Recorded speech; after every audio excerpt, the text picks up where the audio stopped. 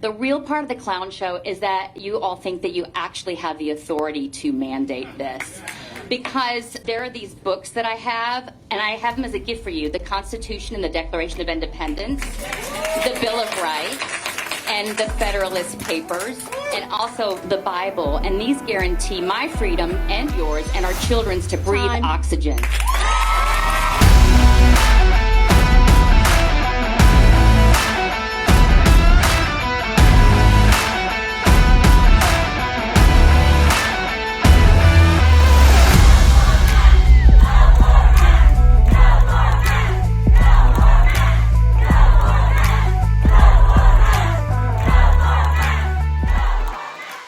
My name's Lee Allen Baker, and I'm a California refugee.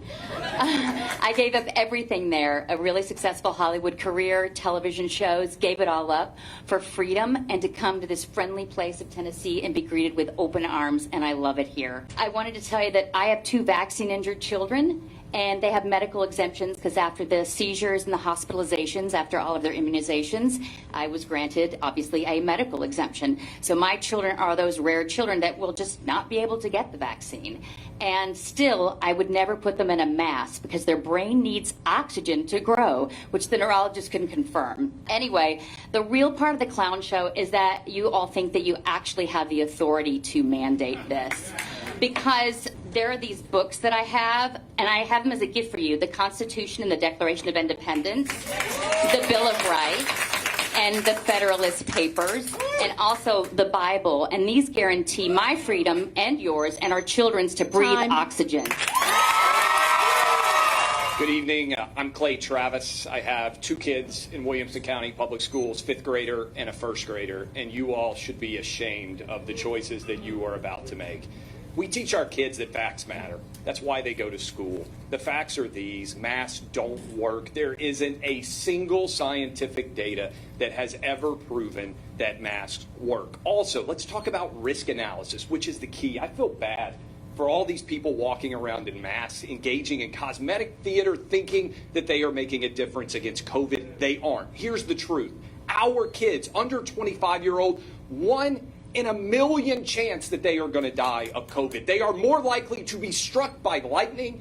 They are more likely to be struck by lightning. They are more likely to die of the seasonal flu. Have any of you ever mandated masks for the seasonal flu? Well, shame on you, because every kid in Williamson County schools has been under more danger from the seasonal flu every year than they are for COVID. I would tell every parent here, don't let your kids wear masks.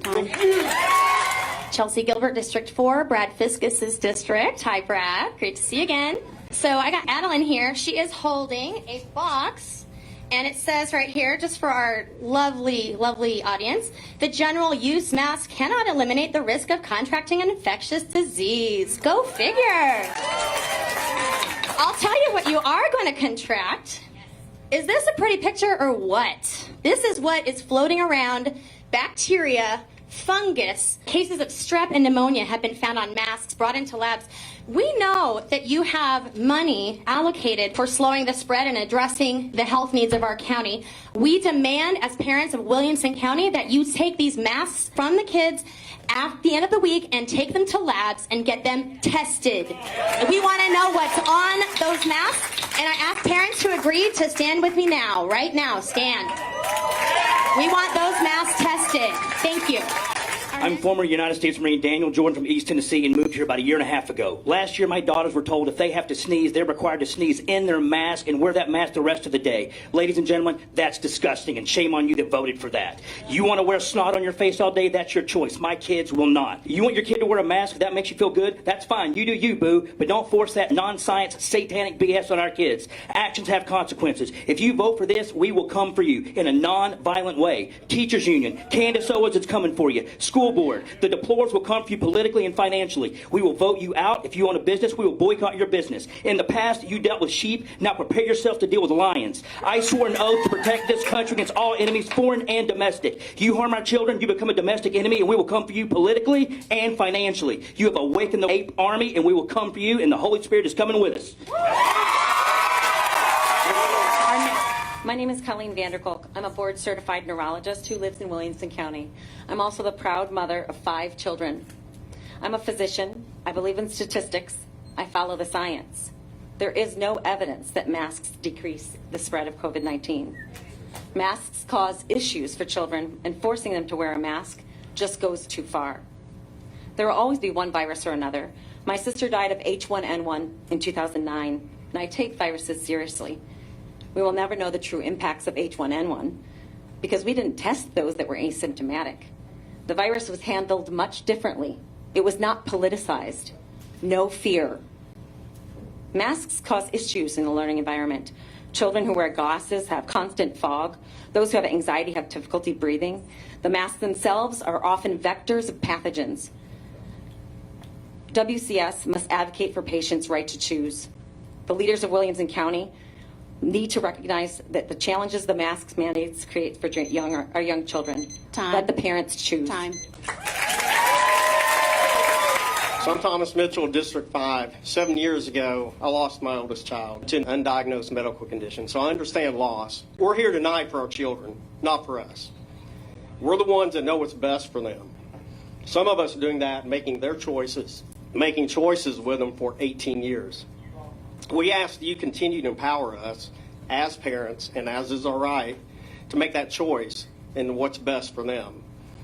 The last school year showed us the struggles our children face by not being able to face the world as they should. Let's change that tonight. You guys have the power. By voting for parent choice. Choice in masking our child, choice of not masking our child. Regardless of what side you stand on, know that that's a right. If we don't, we'll set a dangerous precedent and diminish the very nature and joy of what parenting means. Time. Thank you. Thank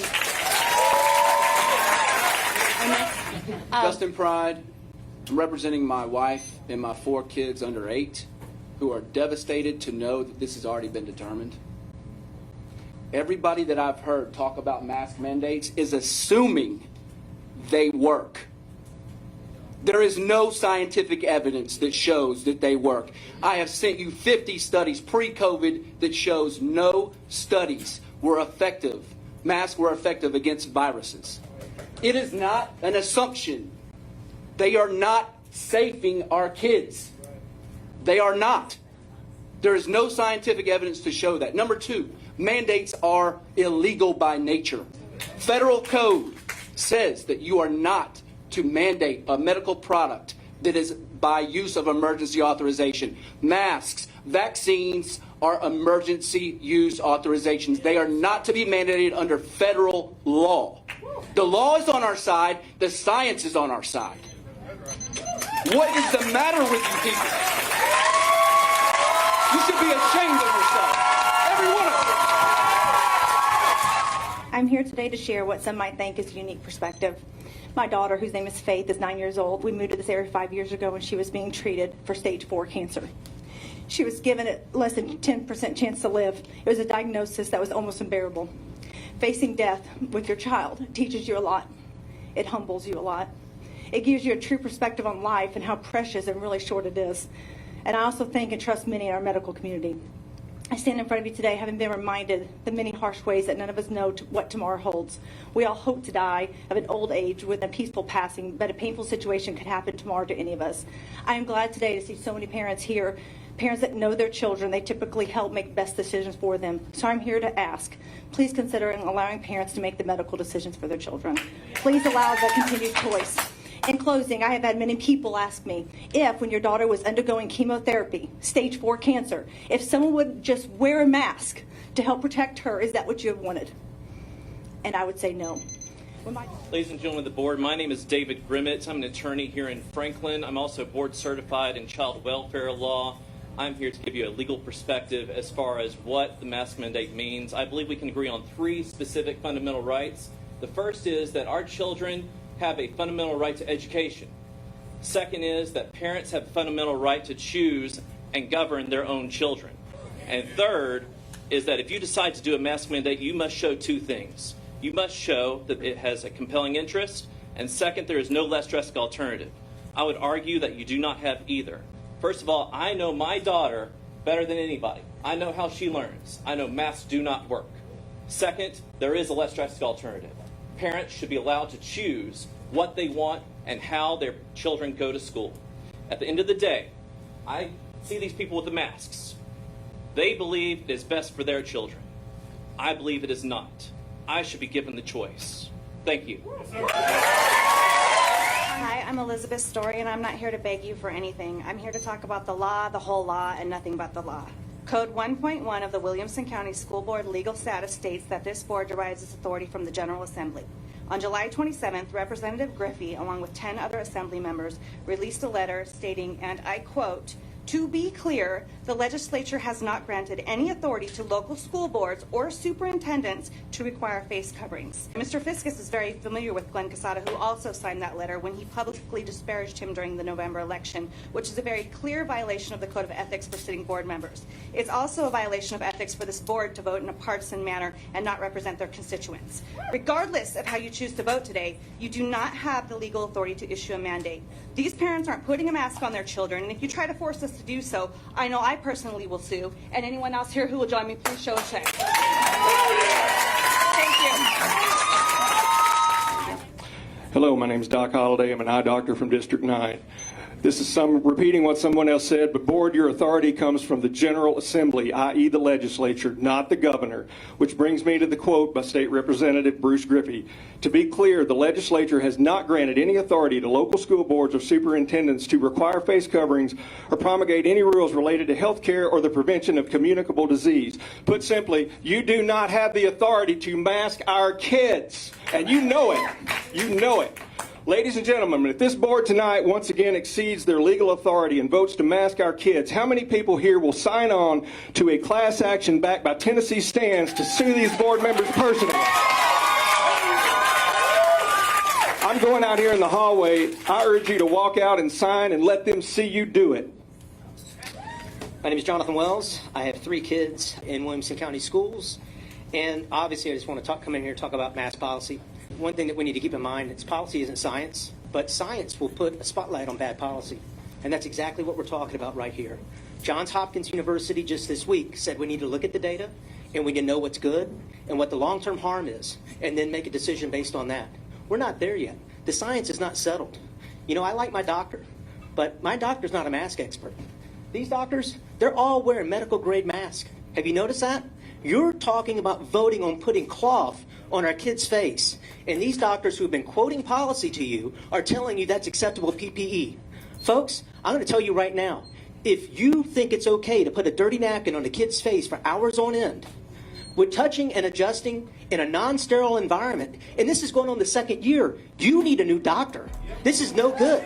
We Williamson County parents, we love our kids, and we already voted in action. We sent them to school without masks. Respect our choice.